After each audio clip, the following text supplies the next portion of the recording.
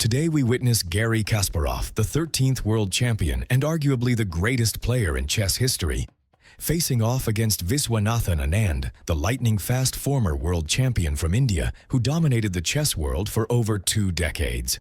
This encounter took place in the prestigious St. Louis Chess Club, and what makes it particularly special is that we're not dealing with standard chess.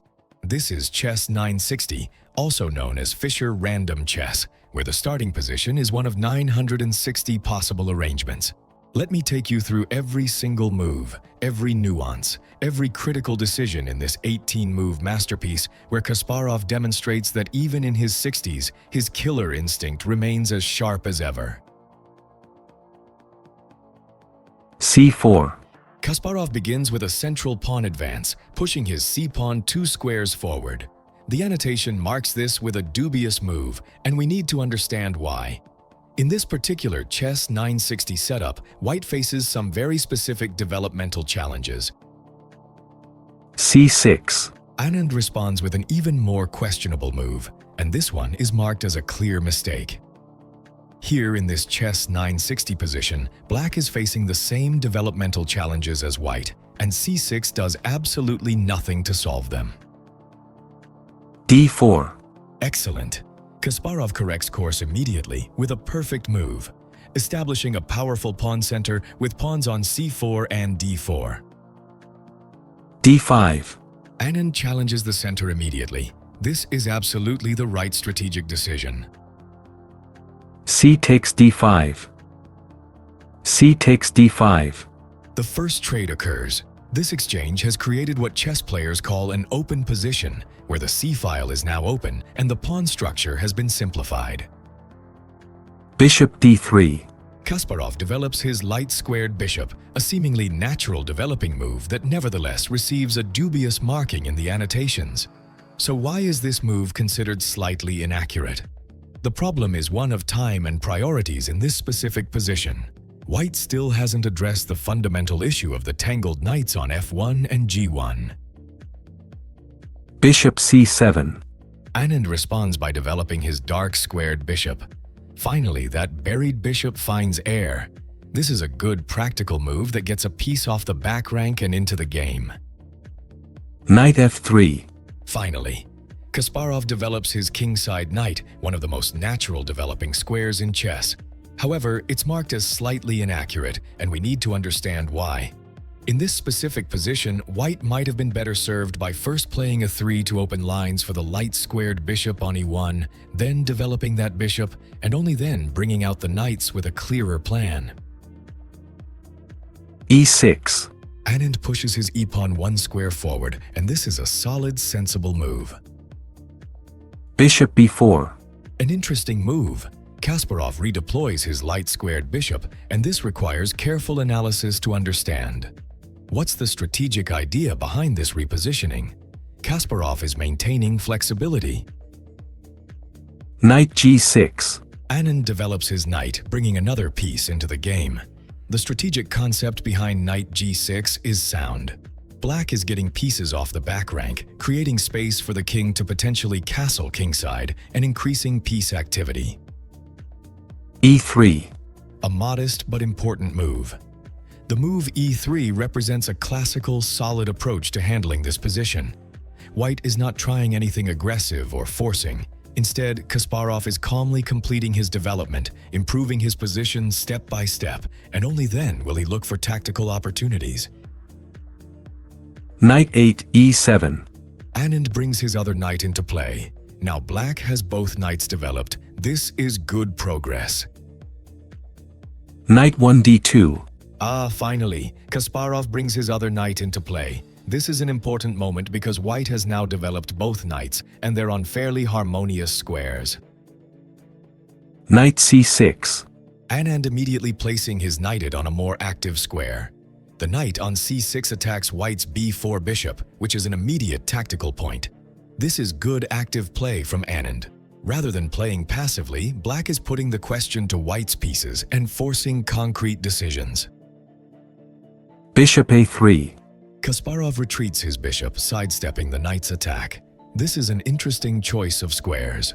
From a 3, the bishop aims at the d6 square and maintains pressure along the a3 f8 diagonal.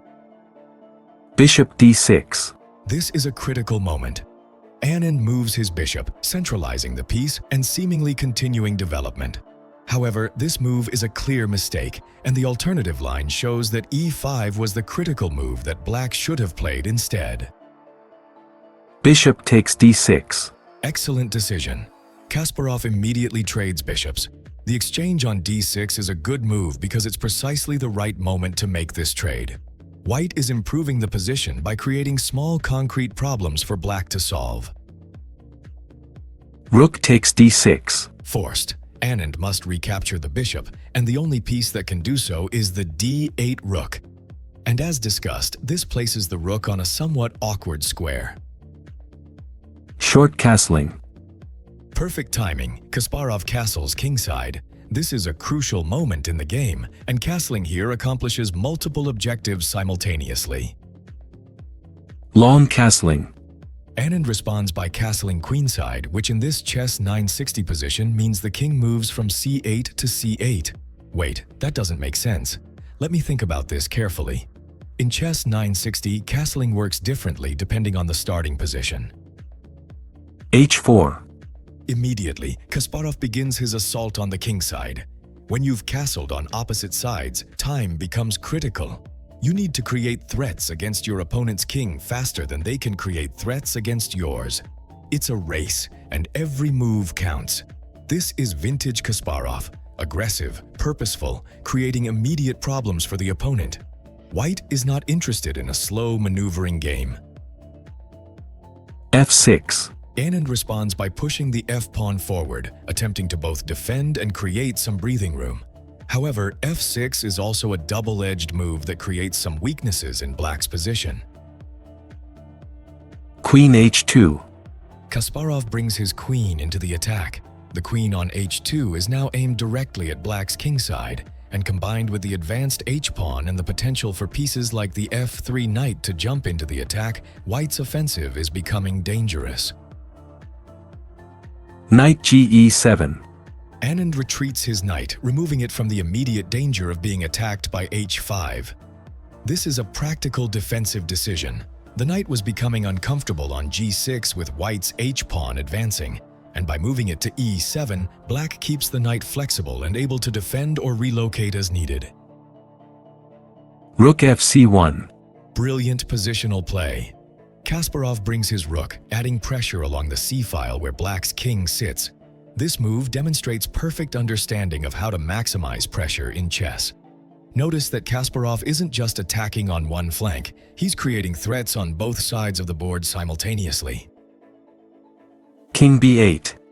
This move represents a purely defensive approach, shuffling the king to escape immediate danger without creating any counterplay. It's the chess equivalent of running away from the problem rather than confronting it or creating counter threats. e4.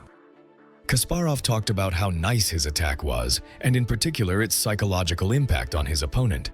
But objectively, this move seems to give Black chances. We suggests that a 3 was more accurate. King a8. Anand moves his king, getting off the pressurized c-file and seeking safety in the corner. However, this move is a slightly inaccurate. Queen g8 would have been better. The alternative queen g8 would have centralized Black's queen, bringing it from the passive h8 square into the game where it could potentially create counterplay. e5. Perfect. Kasparov advances the e-pawn. This is textbook attacking chess. You don't just create vague threats. You make concrete moves that force your opponent to respond to immediate problems. And while they're dealing with those problems, you're already creating the next wave of threats. Kasparov is executing this plan perfectly, and Black's position is becoming critical. Rook 6 d7. Anand moves the rook, retreating it from the attack of the e5 pawn. This is essentially forced. The rook had to move somewhere, and d7 seems like a reasonable square where it can defend the 7th rank and maintain some presence in the position. Knight b3. Kasparov redeploys his knight, and this seemingly quiet move is actually quite strong. In attacking chess, there's often a moment where you need to reposition your pieces before delivering the knockout blow. From a practical standpoint, moves like knight b3 are also psychologically difficult for the defender. This can be demoralizing and lead to further mistakes. Rook c7. This is the fatal error. Anand moves his rook. The move looks natural at first glance. The rook is moving to what seems like a better square, potentially doubling rooks on the 7th rank and defending the c-file. However, this move loses the game immediately due to a concrete tactical blow. The kind of blunder Viswanathan Anand very rarely makes, dropping a piece. The game would very much go on after b6. E takes f6. Anand instantly resigned, as 2 pieces are in prise and you can't save both of them. And with Black's resignation, the game ends. Garry Kasparov has delivered a clinical attacking masterpiece against Viswanathan Anand in just 18 moves.